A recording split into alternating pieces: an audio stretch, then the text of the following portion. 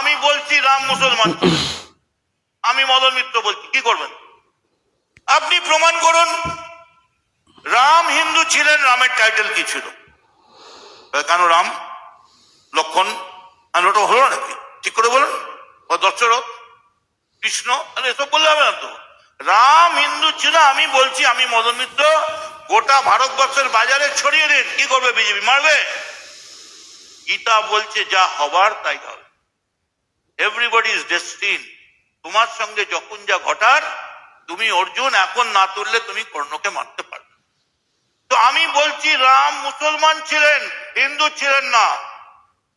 যখন পাগলা হয়ে গেল, সে যায় ও যায়, ও ওখানে দৌড়ায়, এদিকে পাগলাটা দৌড়ায়, ওদিকে এই শিশির বাবুর বেটাটা দৌড়ায়, এ ওদিকে দৌড়ায়। এই ভাই রাম হিন্দু ছিল, রাম হিন্দু ছিল, রামের পদবে কি?